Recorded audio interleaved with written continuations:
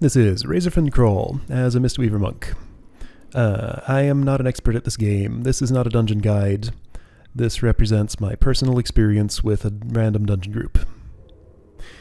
So Razorfen Kraul, neat little dungeon. This one got trimmed down a little bit. I remember there having been a little bit more to it. Back when I played it, I think before Cataclysm, that was the time when things were changed a bit. Got another druid tank this time. A different one. Sometimes you'll see multiple dungeons with the same people. Sometimes the pool is small enough that, you know, if I do a dungeon, queue for another right afterwards, the other people in my group are the only other people queuing then, or we just happen to get matchmaked. The matchmaker happened to put us together again. So it does happen. I think if you have a really bad experience with someone, you can ignore them, as in, like, put them into your ignore list. And I want to say at that point they won't show up again in random groups. Haven't had to do that with anybody this time around. I probably did back in the day, though. Nobody's been too much of a troublemaker. So apparently I'm showing my meters again. Yeah, still getting used to this add-on at this point. You won't see that thing in the lower right for most of these runs. I think after, you know, the few where I'm just getting used to how the add-on works, I just leave it hidden all the time. It's not particularly useful to me to be looking at it all the time.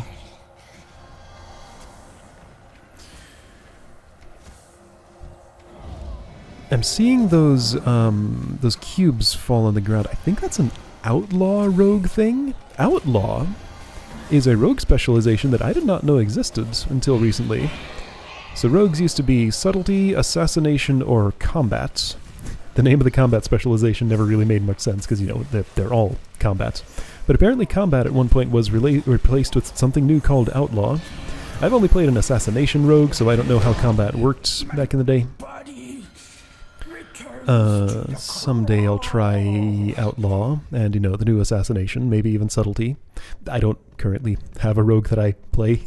I mean, I have my alliance rogue who was level 85 when that was the level cap. But I don't currently play on that server or faction. So if I'm gonna play a rogue, it'll be leveling a new one in this server and faction. That's pretty low in the priority list, though. Like I was talking about in Phallospore Cavern, Paladin and Mage are my next two priorities. At some points, but, you know, this monk is my current priority. Also have a warrior that I'm leveling alongside her, so I already have a second character. We'll see some runs from the warrior at some point. At this point, what you're seeing on the video, the warrior was a much higher level than my monk. And I don't bother playing her until the monk has started sort of passing her level. Anyway, yeah, don't worry about it. That's for later. Yeah, so this dungeon, there was like this whole lower route that kind of parallels the, we're on kind of an upper route right here. I came back on my own just to re-explore this dungeon and do some stuff, and I found that the lower route is now completely inaccessible. There's like all these briar vines that have grown in it, and it's impossible to get down there anymore. So it's just like a whole section of the dungeon that was removed. You'll see one later, what used to be called Sunken Temple, now seems to officially go by the name of the Temple of Atal Hakar. There's like nothing left of it. It's super tiny. It used to be like this enormous sprawling mess, but like there's just not much at all left. Like, instead of splitting it up into multiple dungeons like they did with Maradon and Blackrock Depths, and what else did they do like that? Is it really just those two? I thought there were more, but maybe it is just those two. Was Scarlet Monastery ever just a single dungeon, or was Scarlet Halls always a separate thing? Because I don't think for that one you can physically walk from, like, the inside of Scarlet Halls to Scarlet Monastery. Not 100% sure on that, though. Anyway, yeah, so instead of splitting Razorfen Kraul or what was the other one I was talking about? Sunken Temple, Temple of Atal-Hakar, into multiple like segmented dungeons. They just trimmed it down to a smaller subsection of what it used to be.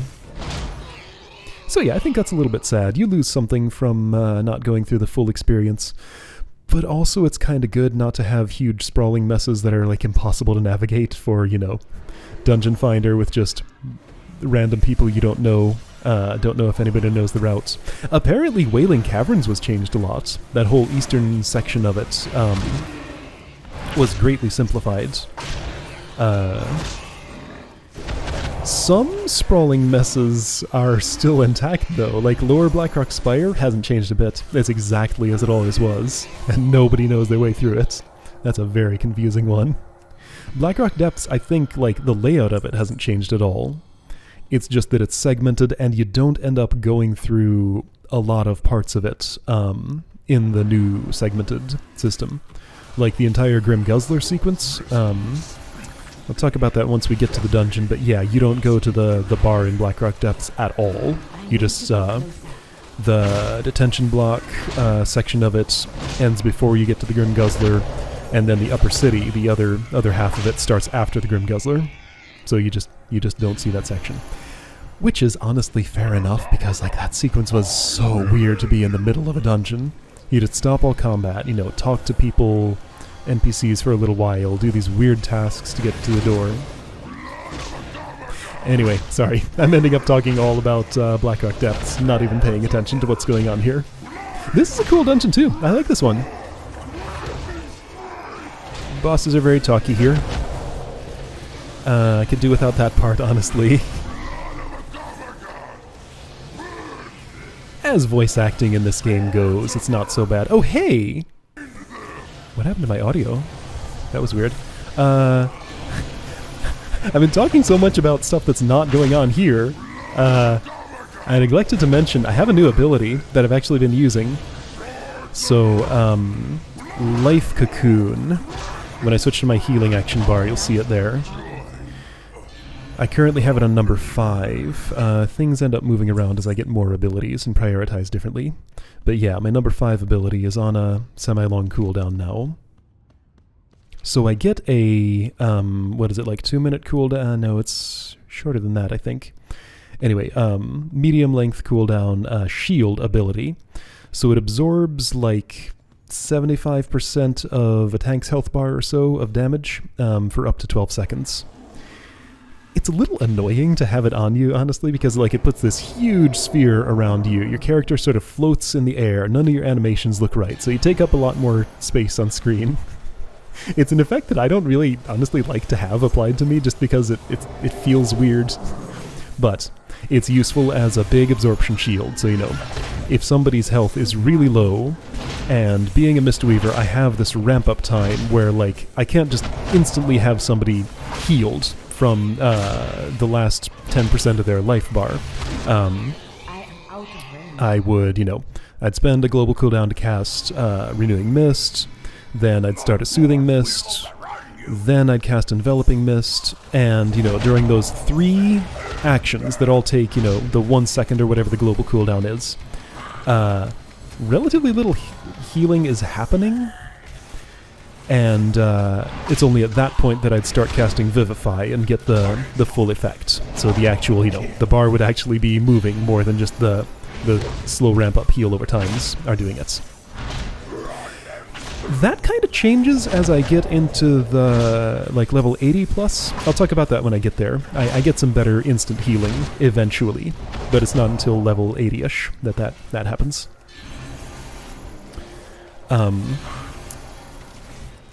There's a lot of dust on screen, right? There's like a boar stampede going on or something. Anyway, yeah, so that's where Life Cocoon, there, I just used it. So that's what it looks like. Bears floating in a bubble. That was not a good time to be using that. Why did I use it there? I had just gotten it and I wanted to, like, use it whenever it was off cooldown, because I thought it was cool. Again, I used to play a Discipline Priest, and Discipline Priest is all about the shields. I'm like, hey, cool, I got a shield, I'm a Discipline Priest now, but no, this is nothing like Power Word Shield. It's just like, hey, if your tank's about to die, and you don't have the 4 GCDs to cast your slow ramp-up healing spells to get them alive again. Put up this shield. It'll absorb enough damage to get your engines going and get the good heals happening. So yeah, use it in an emergency or use it on myself. Although I have some better like self-protection, self-healing stuff that I've now learned to use. So yeah, it's rare that I would put Life Cocoon on myself. What happened to me? Why did I get pulled in there?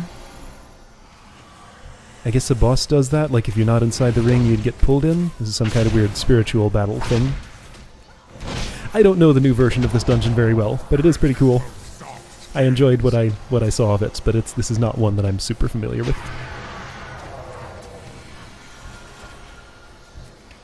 Yeah, so Life Cocoon, useful ability sometimes. Nowadays I tend actually not to use it much. I save it up for like real emergencies, which I try to stay on top of the situation well enough that I just don't end up needing to use it. Presumably for, I'm looking all ghostly for some reason. Was that Hunter just like standing there doing nothing? Damage meter might show me. She is just above me. Wait, is that a night elf? Maybe she's like transmogrified into a night elf because they do that sometimes. No, that's a troll. Just from one angle she looked like a night elf for some reason. Anyway, right. Where was I? I'm kind of rambly today, it seems. Got a lot of things to talk about. Right, that's the map for half a second. If you pause the video there, you can see the whole lower route that's no longer available. This becomes reasonably linear. I was worried I might get pushed off there, but no. When I came back later, I tried to jump off, and there are invisible walls everywhere. You cannot end up on the lower routes. At least not any way that I tried.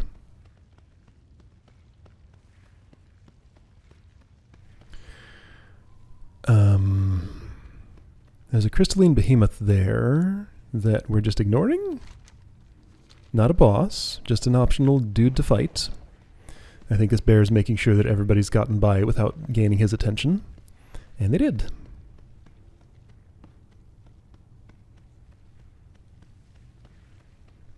Oh yeah, the bat cave. This is a good place to come for skinning. Get lots of skins off of these bats. Let's see how many I get away with skinning, because I know I'm going to try.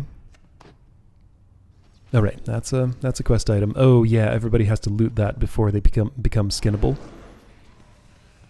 Anyway, you know, the point of being in this dungeon is not to spend time leveling up my professions and gathering materials. It's to keep everybody alive and get the dungeon done. So I try to only skin things when I have a moment when I don't, my other 4 party members don't need me. I don't think I have yet managed to cause any problems by putting my attention towards skinning instead of healing the group. But, you know, I have to actively pay attention to make sure that doesn't happen.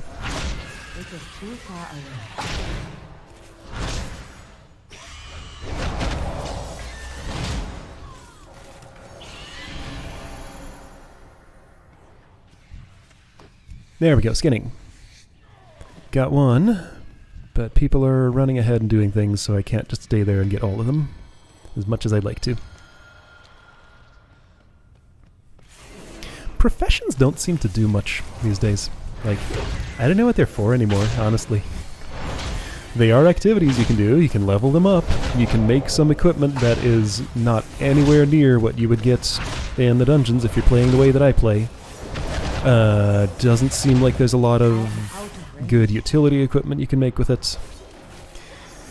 There's some stuff, like when I get gear with sockets in it, I don't currently have a jewel crafter on this server to cut the gems to put into those sockets, and I don't really like to engage at the auction house.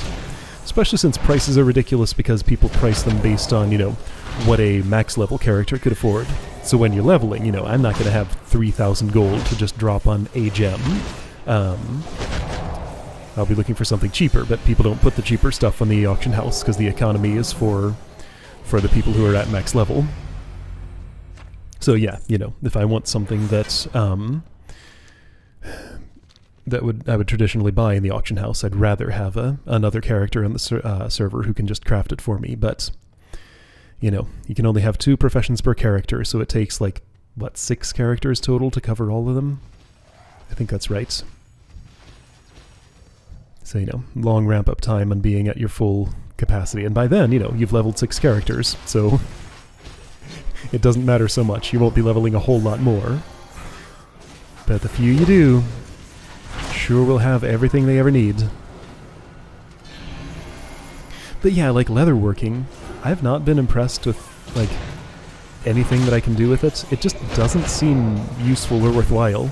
And I'm leveling it anyway, just in case that changes at some point. It used to be that you'd have to get, like, your classic leatherworking to 300, then, you know, Burning Crusade adds a few more points, so you skin things and create stuff with Outland materials. Then you move on to Wrath of the Lich King and skin stuff in Northrend and create things with that.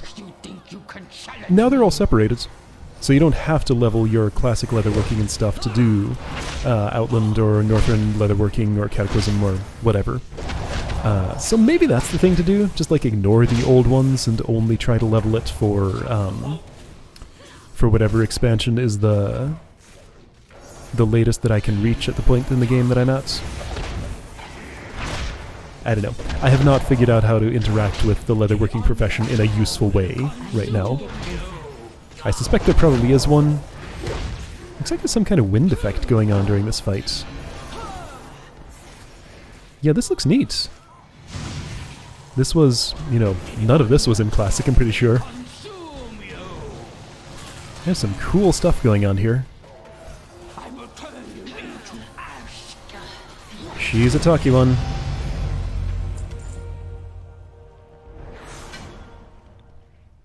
Okay, that's nice. The quest turn-in points run to your location, so you don't have to go back to the beginning of the dungeon. They're not all that nice. Sometimes you gotta... Trauga's breastplate. I think I wear that for a very long time here, because I just don't... Chest upgrades seem weirdly rare. Yeah, sometimes you gotta teleport out of the dungeon to get the quest's givers to turn in your stuff. Sometimes they're even more annoying than that. You have to, like, wait for 2 minutes before they show up at the end of the dungeon. Draktheron Keep is a particular offender here. Anyway. Somebody said some words. People were not completely silent. I still am. I still haven't said a single word in these groups. That'll change eventually, but yeah, I don't like to talk here. Other people don't either. Just want to have a good time and, you know, not talk to anybody about it. That's the way it is. Alright, see you for the next one.